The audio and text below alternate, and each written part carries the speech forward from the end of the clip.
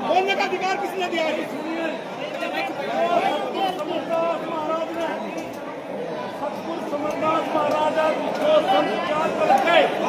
सिर्फ वही बोलेंगे, दूसरा कोई किसी पंथ का नहीं बोलेगा।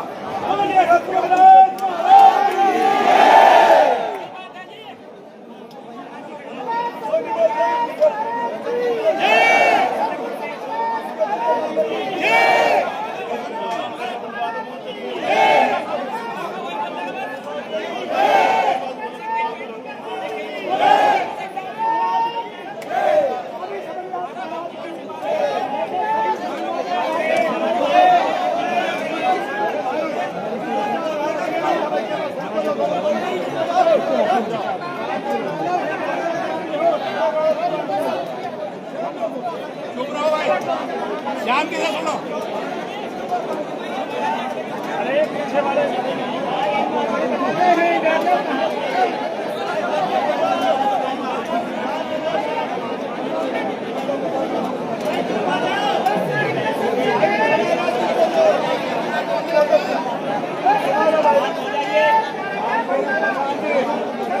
किसने बात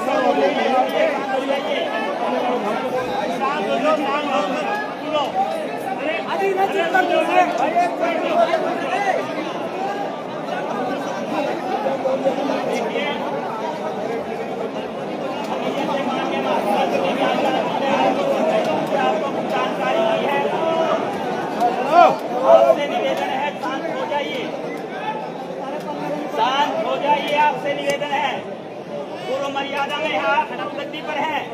सदगुरु स्वामी समन्दास जी महाराज मौजूद है, अपने आसन पर विराजमान है। आपका व्यवहार ऐसा झलकना चाहिए कि सदगुरु समन्दास जी महाराज हमारे सम्मुख बैठे हैं, हम उनके चरणों में बैठे हैं। इतनी शांति होनी चाहिए, अन्यथा यहाँ आने का आपका कोई मतलब नहीं। जब आप दरबार में आए हैं तो आपके अंदर मर्यादा होनी चाहिए, शीलता और शालीनता होनी चाहिए।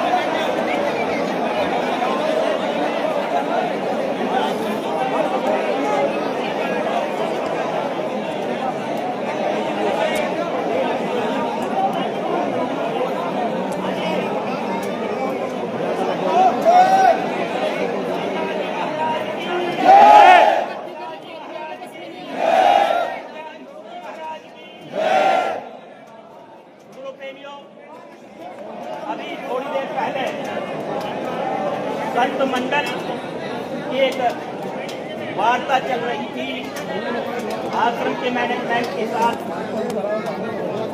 जैसा कि कुछ दिन से चर्चा का विषय था। तो थोड़ी देर पहले जो चर्चा हुई है आपस में, माननीय महात्मा श्री ज्ञानदास जी ने भी आपको अवगत कराया। यदि आप शांत रह करके सुनेंगे तो प्रत्येक के पास तक ये आवाज पहुंचेगी और ये संदेश पहुंचेगा।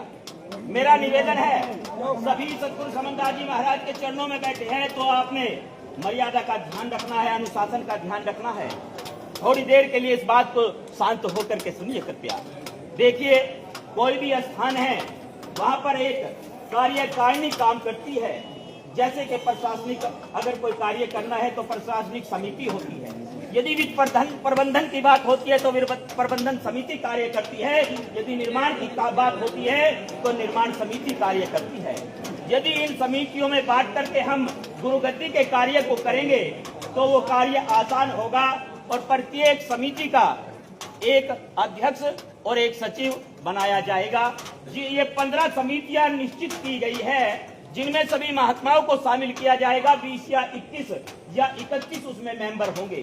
कुछ गणमान्य व्यक्ति जो घरग्रस्त वाले प्रचारक लोग हैं, जो साधक है, जो गुरु समनदास जी महाराज के चरणों से पिछले काफी समय से जुड़े हुए हैं, उनको भी इस कार्यकारिणी में, इस समिति में शामिल किया जाएगा। एक सेंट्रल बॉडी होगी, यानी एक मेन कमेटी होगी, कोर कमेटी, और फिर उसके बाद में सब कमेटी यानी उप समितियों का गठन किया जाएगा, जिसके आधार पर ये जो पवित्र स्थान है वो आगे बढ़ेगा। सारा कार्य जो उसी आधार पे होगा। जैसे आपने देखा होगा, यहाँ पर जो भव्य कार्यक्रम होता है, पार्किंग की बड़ी दिक्कत होती है, भंडारे की बड़ी समस्या होती है। जो सेवा दल समिति है वो पार्किंग के कार्य को भी देखेगी, वो आपके जोड़ों वाले कार्य को भी देखेगी, वो भंडारे और जलपान के कार्य को भी देखेगी। जैसे आज की व्यवस्था है, सभी को मालूम है, आज माइक की भी आवश्यकता थी। यदि यहाँ पर एक कार्यकारिणी सूझबूझ से कार्य करती तो माइक का भी प्रबंध होना चाहिए था। तो इसलिए गुरु प्यारी साध संगत जी बंधुओं, ये निश्चित हुआ है महाराज जी की ओर से और यहाँ की जो मैनेजमेंट कमेटी है उसकी ओर से कि आने वाली 10 अगस्त को जो बिंदु महात्माओं ने, संत मंडल ने जो बातें वहां पर वार्ता में रखी, वो सब नोट की गई कि सभी संत महात्माओं को बराबर आदर सत्कार दिया जाएगा, सभी के सम्मान का ध्यान रखा जाएगा। जो महात्माओं संतों से अलग आम नागरिक है, जो यहाँ मत्था टेकने के लिए आ रहे हैं, उनके लिए भी विशेष प्रबंध किया जाएगा। ये सारी बातें, सारा कुछ नोट हो चुका है और 10 अगस्त तक चर्चा करके उस पे संगत के सामने वो बात रखी जाएगी कि आगे के कार्य को कैसे करना है। तो इतनी बात ये हो चुकी है, तो इसमें समय जो है मेरे विचार से वो समय कैसे करना है, संत मंडल भी है यहाँ पर और माननीय सांसद महोदय भी हमारे बीच मौजूद है, चर्चा करके इस बारे में ये निश्चित किया जाए। सतनाम जी, धन्यवाद।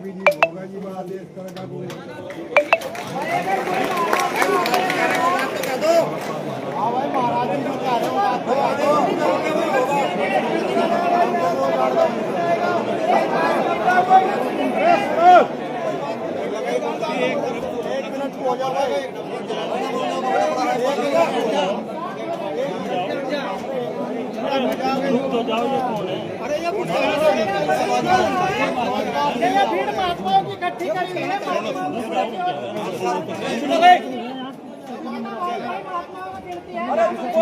बोलो बोलो, रुको जाओ भाई, बोलो भाई। महात्माओं ने भीड़ इकट्ठी कर रखी है, इनकी सुनी जाएगी। यहाँ सदगुरु स्वामी समनदास महाराज जी का जो आ रखे हैं, सब क्या बात आप चमत्कार है महाराज जी। याद करनी तैयार होगी तो आज ये खड़े होंगे। अब सब बालक आ गए थे महात्मा, नहीं अब सब बालक आ गए थे महात्मा। इतने लोग कहा था तो फूल चढ़ाओ, वो फूल में करती तैयार होगी।